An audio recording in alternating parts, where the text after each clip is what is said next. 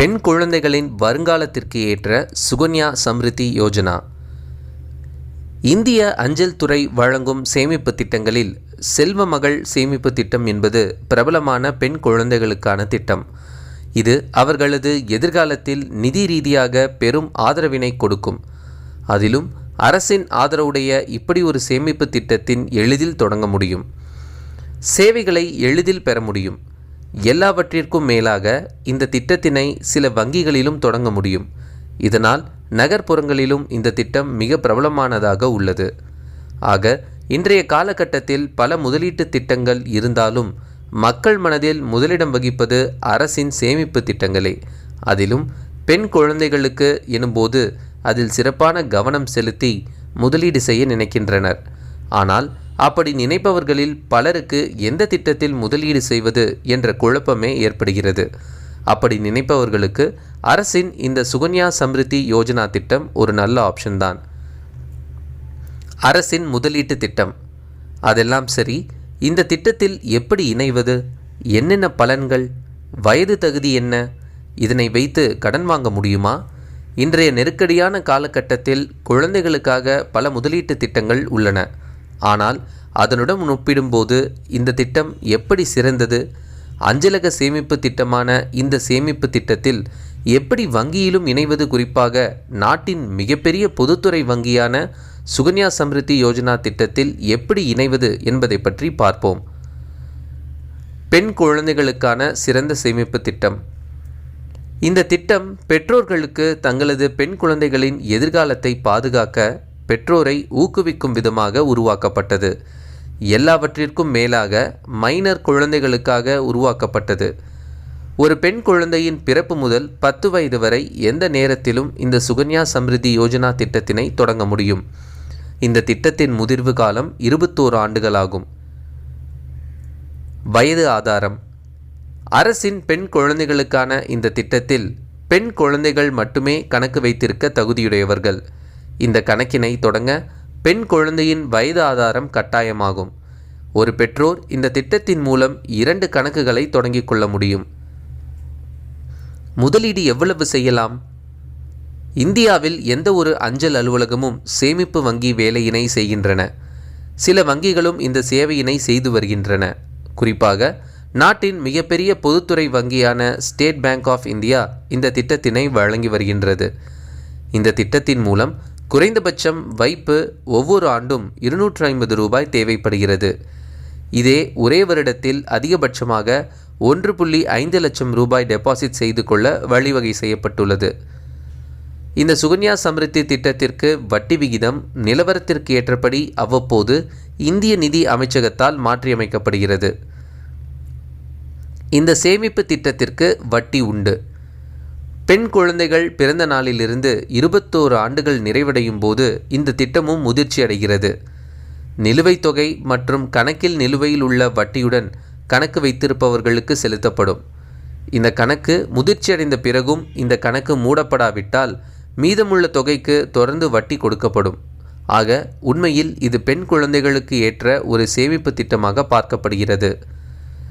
வட்டி விகிதம். மக்களிடையே நல்ல வரவேற்பை பெற்றுள்ள அரசின் இந்த திட்டத்தின் முதிர்வு காலம் 21 வருடங்கள் அல்லது அந்த பெண் 18 வயதிற்கு மேல் திருமணமானாலும் அந்த கணக்கு தானாகவே மூடப்படும். இதற்கான வட்டி விகிதம் நடப்பு காலாண்டிற்கு 7.6% ஆகும். இந்த திட்டத்திற்கான வட்டி விகிதம் காலாண்டிற்கு ஒரு முறை அரசால் மாற்றம் செய்யப்படும். இது முதலீட்டுக்கு பங்கமில்லாமல் கணிசமான லாபத்தினை கொடுப்பதால் பெண் குழந்தைகளின் வருங்காலத்திற்கு ஏற்ற ஒரு பாதுகாப்பான முதலீடாக பார்க்கப்படுகிறது. எப்படி சம்ரிதி யோஜனா கணக்கினை தொடங்குவது?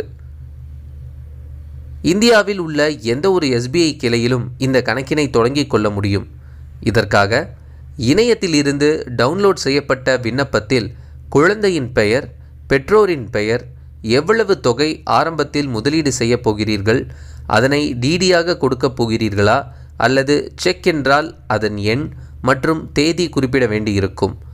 அதனுடன் குழந்தையின் பிறந்த தேதி, பிறப்பு சான்றிதழ் விவரங்கள், பெற்றோரின் அடையாள ஆவணங்கள், பான் எண் என பல விவரங்கள் கொடுக்கப்பட வேண்டியிருக்கும். விண்ணப்பத்தினை எங்கு கொடுக்கலாம்? பூர்த்தி செய்யப்பட்ட விண்ணப்பத்தில் கையொப்பமிட்டு அதனை சம்பந்தப்பட்ட SBI கிளையில் கொடுக்க வேண்டும். இந்த விண்ணப்பத்துடன் சரியான ஆவணங்களையும் இணைத்து இந்த கணக்கினை தொடங்கிக் கொள்ளலாம். இங்கு அடையாள அட்டையாக பெற்றோரின் ஆதார் அல்லது ஓட்டுநர் உரிமம், அடையாள ஆவணமாக PAN அட்டையையும் எடுத்துக்கொள்ளலாம். அதோடு குழந்தையின் பிறப்பு சான்றிதழ் கொடுக்க வேண்டும். இருப்பை எப்படி தெரிந்து கொள்வது? உங்களது SSY கணக்கின் நிலுவையை SBயின் நெட் பேங்கிங் மூலமாக எளிதாக தெரிந்து கொள்ளலாம். அதற்காக உங்களது இணைய வங்கியிலேயே ஆப்ஷன் உள்ளது. அல்லது பாஸ்புக் மூலமாகவும் நீங்கள் அவ்வப்போது வங்கி கிளைக்கு சென்று பதிவு செய்து கொள்ளலாம். இதே அஞ்சல் அலுவலகத்தில் நீங்கள் கணக்கினை தொடங்கி இருந்தால் நேரடியாக அலுவலகத்திற்கு சென்று மட்டுமே பேலன்ஸினை தெரிந்து கொள்ள முடியும். வரிச்சலுகை உண்டா? இதில் கவனிக்கத்தக்க விஷயம் என்னவெனில், ஒருவேளை 21 வயது பூர்த்தியாவதற்குள் திருமணம் முடிந்துவிட்டால் கணக்கு தானாகவே மூடப்படும். இந்த சுகன்யா சம்ரித்தி திட்டத்தின் கீழ் செய்யப்படும் டெபாசிட் தொகைக்கு வருமான வரி சட்டத்தின் கீழ் ATCயின் படி அதிகபட்சமான 1.5 லட்சம் ரூபாய் வரை வரி விலக்கு அளிக்கப்படுகிறது. ஆக சேமிப்புடன் கூடுதலாக வரிச்சலுகையும் உண்டு. முன்கூட்டியே பணம் பெற முடியுமா? பெண் குழந்தையானது 18 வயதை அடைந்த பிறகே பணம் திரும்ப பெற முடியும். ஆனால் அதுவும் நிலுவையில் 50% தொகையினை குழந்தையின் கல்வி செலவினங்களுக்காக பெற்றுக்கொள்ள முடியும். ஆனால் நீங்கள் ஒருவேளை உங்களது சுகன்யா சம்ரித்தி கணக்கினை இடையில் தொடராவிட்டால் 15 வருடங்கள் கழித்து வட்டியுடன் திரும்ப பெற முடியும். இடையில் நிறுத்தப்பட்ட கணக்கினை மீண்டும் தொடர முடியுமா? இடையில் நிறுத்தப்பட்ட கணக்கினை நிச்சயம் மீண்டும் தொடங்கலாம். எனினும் இதற்காக குறிப்பிட்ட தொகை அபராதம் விதிக்கப்படும். இந்த அபராதத்தினை செலுத்திவிட்டு மீண்டும் கணக்கினை தொடரலாம். ஆக குறிப்பிட்ட காலம் செலுத்திவிட்டு தவிர்க்க முடியாத காரணங்களால் இடையில் முதலீட்டினை தொடர முடியாமல் பின்னர் தொடரலாம் என நினைப்பவர்களுக்கு இது மிக உபயோகமாக இருக்கும். வேறு கிளைக்கு கணக்கை மாற்றலாமா? சரி, ஒரு வங்கி கிளையில் இருந்து இன்னொரு கிளைக்கு மாற்ற முடியுமா என்றால் நிச்சயம் முடியும். அது இந்தியாவின் வேறு எந்த ஒரு பகுதிக்கும் மாற்றிக்கொள்ள முடியும். இதற்காக நீங்கள் டிரான்ஸ்ஃபர் விண்ணப்பத்தினை பூர்த்தி செய்து உங்களது கணக்கு நிர்வகிக்கப்படும் சம்பந்தப்பட்ட கிளையில் கொடுக்க வேண்டும். முதிர்வு காலத்திற்கு முன்பே கணக்கினை மூட முடியுமா? எதிர்பாராத விதமாக ஏற்படும் முக்கிய காரணங்களுக்கான இந்த கணக்கினை மூடிக்கொள்ளலாம். அதாவது தீவிர நோய் அல்லது முதன்மை கணக்கு வைத்திருப்பவர் ஒருவேளை எதிர்பாராத விதமாக இறந்துவிட்டால் கணக்கினை முடித்து கொள்ளலாம். குழந்தையின் பெண் குழந்தையின் மேற்படிப்புக்கு செலவுக்கு பணம் தேவை என்றால் 18 வயது நிரம்பியவுடன் 50% சேமிப்பு நிதியை எடுத்து பயன்படுத்தி கொள்ளலாம். பிணையமாக வைத்து கடன் வாங்க முடியுமா? சில திட்டங்களில் சேமிப்புக்கான ஆதாரத்தினை காட்டி கடன் வாங்க முடியும். ஆனால் பெண் குழந்தைகளுக்கான திட்டத்தில் அப்படி கடன் வாங்க முடியாது. ஆக இது இன்னும் நல்ல விஷயமாகவே பார்க்கப்படுகிறது. ஆக நாட்டில் பல சேமிப்பு திட்டங்கள் இருந்தாலும் இது போன்ற திட்டங்களில் ரிஸ்க் இல்லாத பாதுகாப்பான முதலீட்டு திட்டங்கள் மக்களிடம் அதிக வரவேற்பினை பெற்றுள்ளது. இந்த திட்டத்தினை அஞ்சல் அலுவலகம் தவிர வங்கிகளும் பெற முடியும் என்பது இந்த திட்டத்தின் கூடுதல் சலுகையே.